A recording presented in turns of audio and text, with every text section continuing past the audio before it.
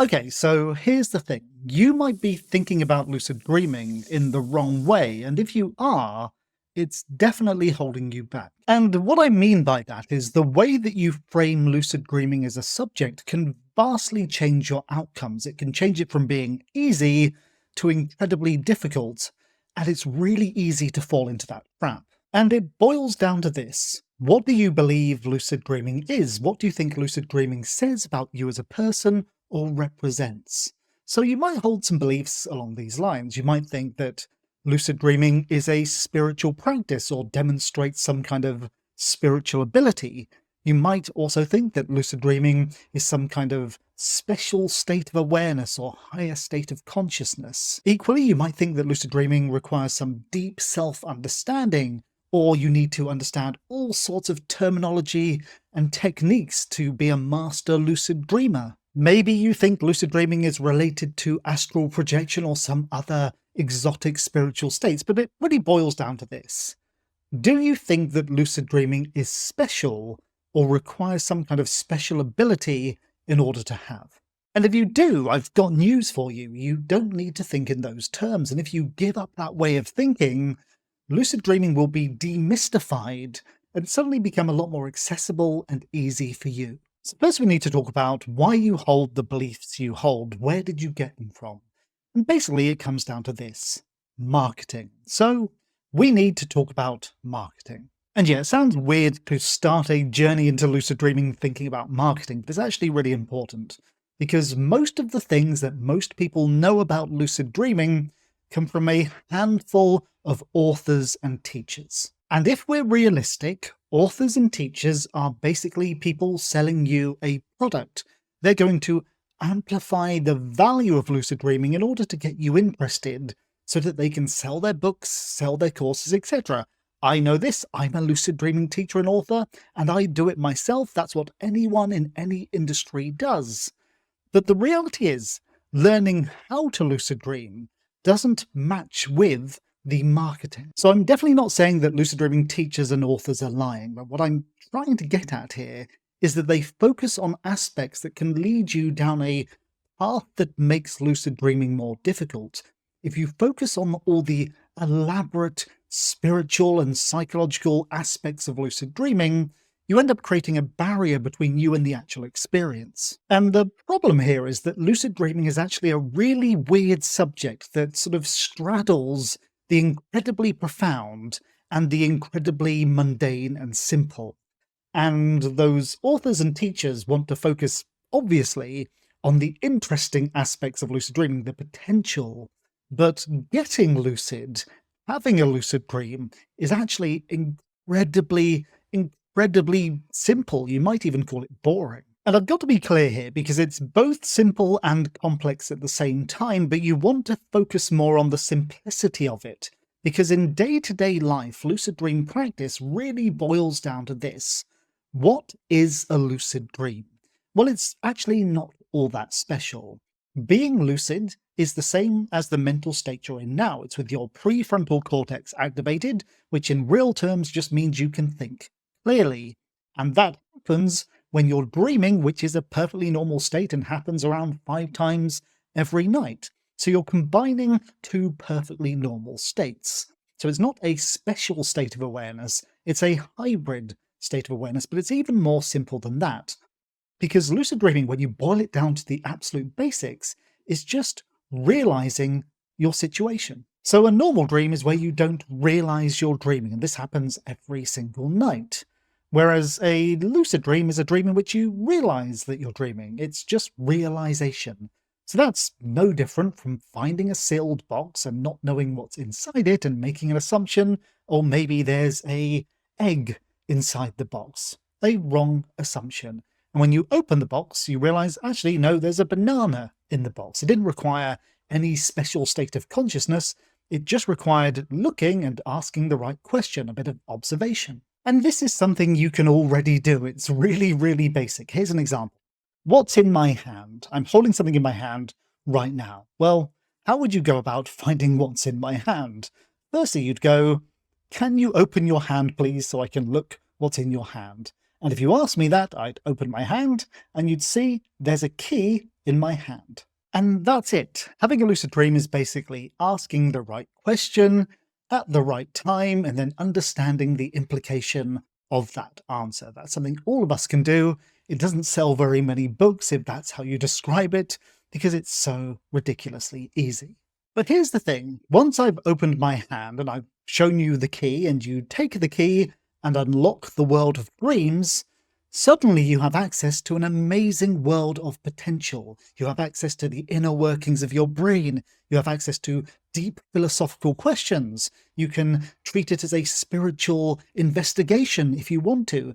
The ability to lucid dream is astounding, but having lucid dreams, getting to the point of having a lucid dream, simply requires critical thinking, observation, and asking the right questions. So what I'm trying to get at here is I want you to focus on the simplicity of realizing that you're dreaming, why that's such a very basic, very normal, very mundane experience. It's asking a question at the right time, paying attention to the answer, and then realizing that you're dreaming. It's no more complicated than that.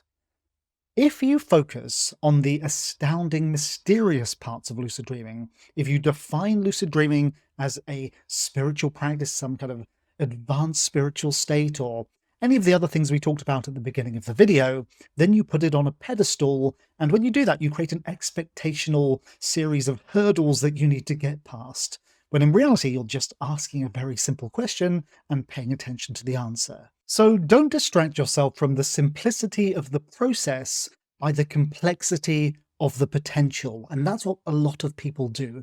They focus on lucid dreaming's potential and then make that their goal, when in reality, all you're trying to do is ask the right question at the right time. And frankly, focusing on the simple is a big enough task anyway, because even though the process is simple, the idea is simple, a realization, the complexity of the human mind, the variables in a human life, make this far harder than you would imagine. So for example, imagine if I asked you to clap your hands every time you saw something blue. That's a really, really easy thing to ask. It's not a complicated request. But life is complicated, your brain is complicated, and you will miss all sorts of examples of blue items as you go around your day, because maybe you're rushing to the loo because you're bursting and you run past a blue jacket hanging on the wall, or maybe you're in the middle of an argument and you don't notice that the person has bright blue eyes, etc., etc., etc. Having lucid dreams is about navigating the complexity and distractions of life so that you remember to do something simple. That's what it boils down to. But navigating the complexity of life, as you've just seen, isn't all that easy. But it's even more difficult when you overcomplicate things by thinking about lucid dreaming in the wrong way. If you want to have lucid dreams, focus on that simple process, because that's the challenge you're faced with. Don't think of lucid dreaming as you requiring some superhuman abilities. It requires very human abilities that are really quite challenging because the human experience is so diverse. So it's important to realize that lucid dreaming falls into two categories: what you do to have lucid dreams and what you do when you start having lucid dreams. To have lucid dreams, you focus on what we've just talked about, that simple moment of realization. It is no more complex than that, but the complexity comes from the complexity of life. And that's why a lot of lucid dreaming techniques and practices require you to learn to become focused and attentive. The magical, philosophical, spiritual aspects of lucid dreaming, they tend to come after when you're having the lucid dream. So you don't want to focus on that in order to have lucid dreams. That said, when you start to delve into the nature of awareness and focus during your waking life practice, and you realize just how complicated the human brain is and how easily you're entangled and distracted, then you start to realize that actually learning how to lucid dream basically raises a whole bunch of questions about the nature of consciousness and self. But here's the thing. You don't want lucid dreaming, or your idea of lucid dreaming, to be another thing that distracts you from the simple task at hand. And that's what a lot of people do. It's one of the most common mistakes.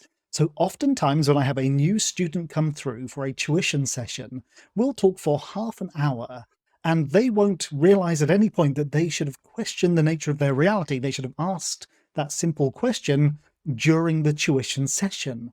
Why do they do that? Because they're so entangled by the idea of lucid dreaming, they're so caught up and distracted that they forget that their one goal, their one job, is to ask the question when they're entangled. So there's one more thing I want to touch upon before we wrap the video up. When you put lucid dreaming on a pedestal, when you focus on the deeper, more philosophical, more abstract aspects of it, you other it. You take it and you put it in a space other than your life. But lucid dream training, when you need to ask the all-important simple question, is not a special time. It is not some magical spiritual time. It can be, but it will also be the time when you're taking your dog for a walk and then you have to pick up its poop, or when you're in the middle of some kind of stupid argument with a friend, or rushing for a train, or trying to find where your other sock is, or in a lucid dream tuition session, or watching a video about lucid dreams. Because the reality is that question needs to be asked whenever there is a potential that you might be dreaming, and that is almost every single moment. So the simple point is, don't detach lucid dreaming from your everyday life. Don't put it on a pedestal. Don't assume that it's hyper complicated to get to. Don't think that you need to do complicated self-flagellation in order to achieve a lucid dream. You've got one job, and that's to ask the right question at the right time and to understand the answer. Once you do that, you will have the key, and with that key, you can unlock the universe of your mind. And if you've enjoyed this video, you might enjoy one of the videos on the screen right now. I'll see you there.